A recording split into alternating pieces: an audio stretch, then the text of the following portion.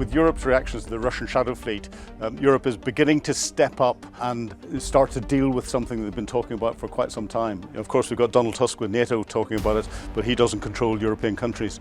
Each country has to deal with it under national rules, first and foremost.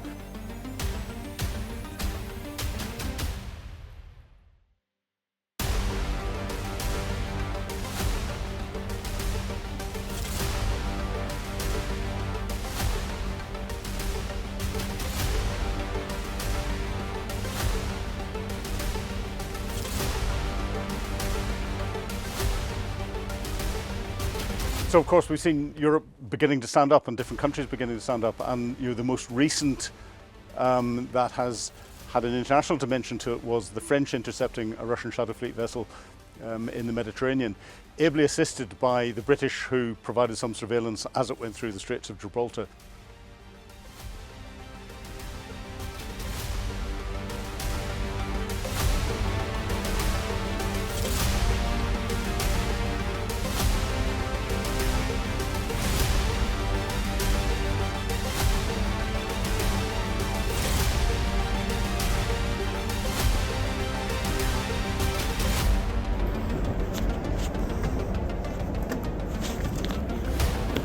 Yeah, French Navy, French Navy.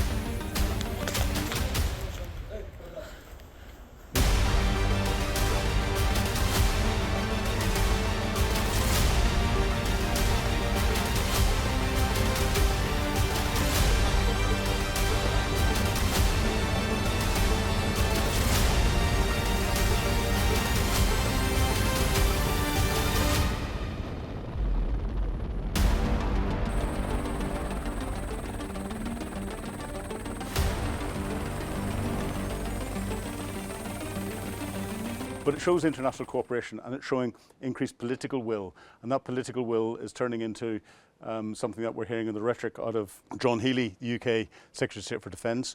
It hasn't turned into any direct action by the UK yet against Russian shadow fleet vessels where they've been arrested. But we have seen, as Russian shadow fleet vessels get up into the Baltic, we've seen some of the Baltic states take more formal action.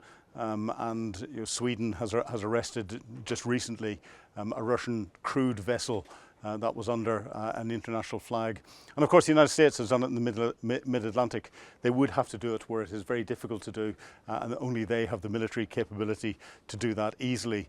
But it's sending a very clear message to Vladimir Putin, and I think Putin will be worried about what's happening to his shadow fleet. But we need a much greater volume of activity from European nations to have a significant effect on Russia.